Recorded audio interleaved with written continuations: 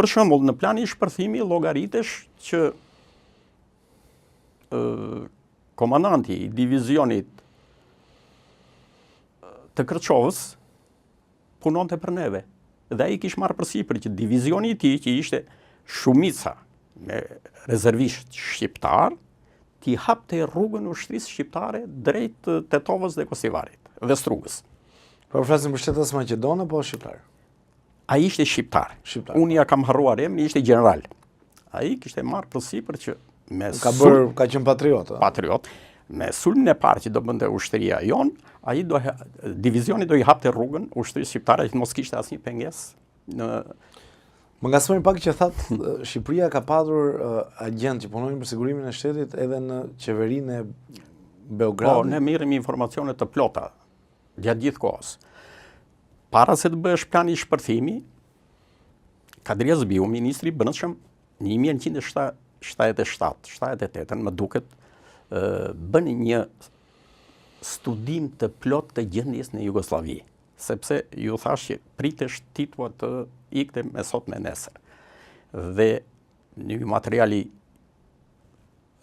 mund të ketë qenë rreth 50 faqe me fakte, me informacione të hollësishme, ishte dërguar udhëheqjes së shtetit Enver Hoxhës gjendja në Jugosllavi dhe parashikimet tona me analizën që ka bërë Ministria e Brendshme të asaj kohe. Mbi këtë bazë u hodhi ideja e përgatitjes së planit shpërthimi, i cili u realizua në vitin 1980.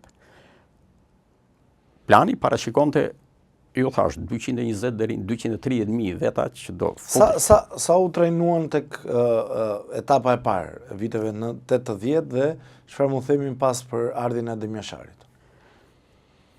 Në fillim të viteve 80, ju thash që elementet e parë kanë qenë këta, duke përfshirë Jusuf Gërvallën edhe emra të tjerë që nuk dihen.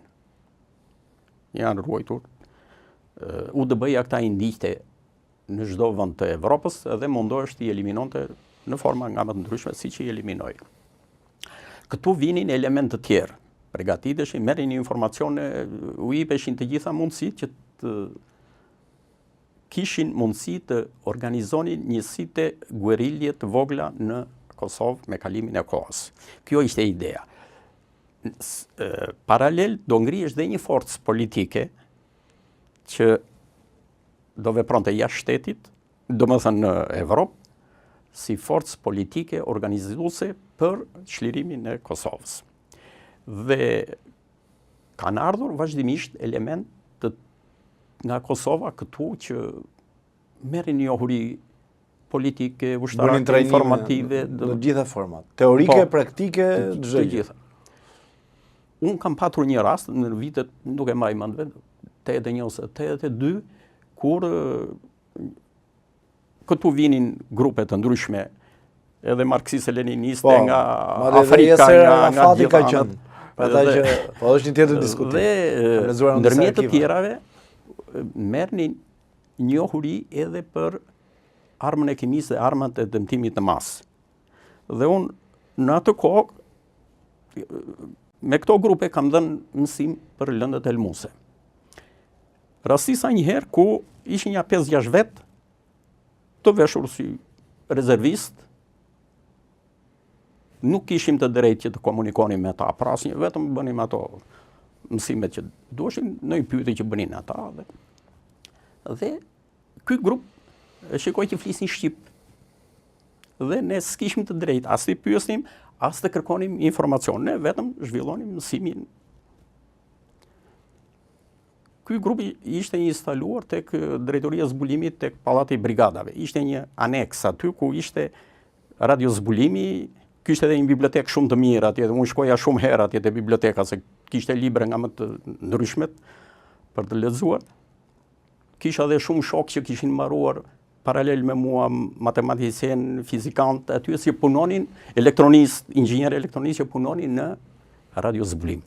Dhe aty ishin dhe këto grupet, mund të ketë qenë një grup i parë, rreth 5-6 veta më duket, të asaj koha. Dhe më vonë mendoja që këta duhet ishin kosovarë.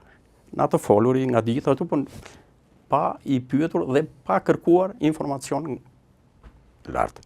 Do më thënë, në vitet 80 janë përgatitur element të caktuar këtu që të ishin të gatshëm nesër pas nesër për ngjarje në Kosovë. Vim të vitet 90 dhe te Adem Jashari, që ishte ndoshta një nga njerëzit i cili ishte luftëtar, shumë trimi pa hapur dhe jetën.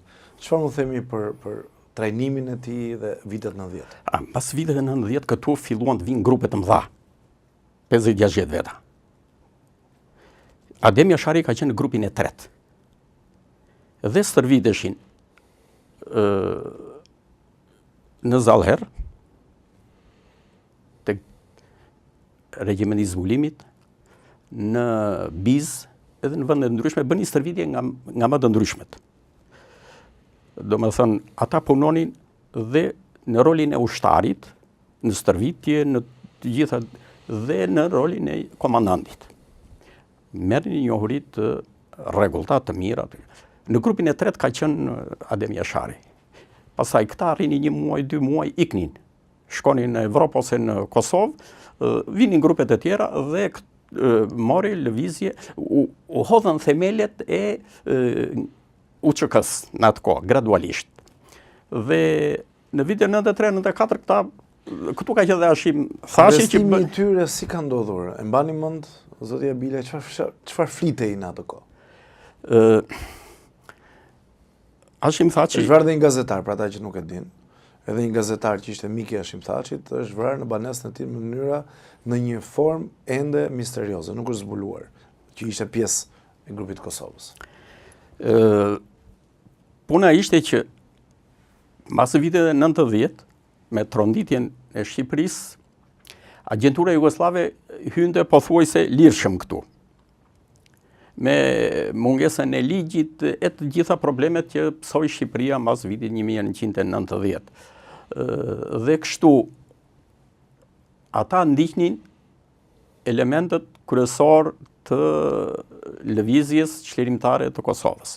Dhe arrestimi i këtyre krerëve të UÇK-s është bërë me kërkesë nga Beogradi. Ali Uka ka emrin, gazetari, se doja ta thosha, nuk po më vinte për momentin. Po, unë e kam dëgjuar këtë emër dhe në atë kohë ne kemi patur një shërbim të fshetë të degeneruar. Ky shiku joni atyre viteve është njolla më e zezë në historinë e shërbimeve të fsheta shqiptare. Sepse unë gatërrua me shumë probleme, ishte një shërbim informativ, jo për shtetin, por në shërbim të politikës personale. Në shërbim të zotit Berisha ka qenë? Pik muhabeti, për shërbim personal. Me ish-drejtorin Gazidede. Dhe Gazidedja ishte një shërbëtor i tillë që zbatonte urdhrat e shefit. Nuk e kishte asnjë ide për një shërbim informativ kombëtar.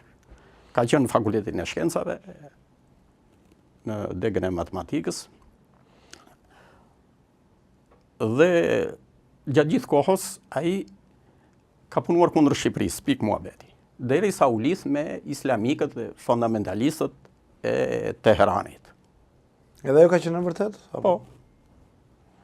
Si përjetoni ti në ato vite, zot Memosha? Ju kishit shumë njohuri për çështjet e sigurisë, ushtria, kundër zbulimi.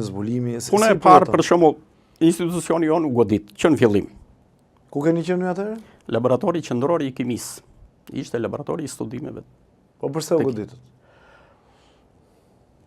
Puna e parë duhet thënë u goditëm nga ignoranca që erdhi në shtet.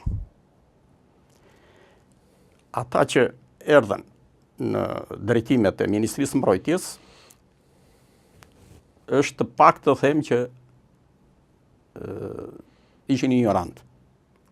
Dhe ata ne patëm debate shumë në atë kohë sepse se kishin iden, Ministri i Mbrojtjes Zhulali se kishte iden se ç'ishte laboratori i ushtrisë. Megjithëse duke i dërguar raporte e tjera, as i lexonte, as ai as ndihmësit e tij. Dhe ishte u hodh ideja që ky laborator duhet prishet se nuk i duhet asnjërit. Në kohë NATO e ka kërkesë shumë të rëndësishme. Laboratori tani është në mbrojtjen e NATO-s dhe personalisht të Amerikës. Në mbrojtjen dhe funksionimin e Lufta biologjike është gardës kombëtare biologjike të të- New Jersey-t. Është laboratori sot i paprekur. Po Se kthehemi t'ishtë me mendjen e këtyre, atje do kishim Do mbjell ishte. patate. dhe nuk është shaka kjo. Kthehemi pak tek arrestimi i Adem Jasharit Hashimthaqit, si e përjetuat në atë kohë dhe si shikoni gjithë ngjarje në cilat precipitonin me kaq vrull. Ne kuptonim këtë gjë, që u krijua një Republikë e Kosovës, një që si avarte asnjëri dhe Bujar Bukoshi ka Bujar qenë Bukoshi e tjera, kishte edhe një ambasadë këtu në kryeministrinë ton, ishin ca zyra që shërbenin për ata dhe kjo Republikë, gjoja kishte edhe ushtrinë e saj, Farkun, forcat armatosore të Republikës së Kosovës. Që desh ka patur një përplasje me haklet e tropojës e ndaluan, mos gabohem. Dhe mendojshin që kjo qeveri, nesër pas nesër, do të ketë dhe një forcë të armatosur që i duheshin dhe kishin krijuar elementet e vetë. Dhe nuk donin asnjë forcë tjetër kundërshtare që të punonte për Kosovën.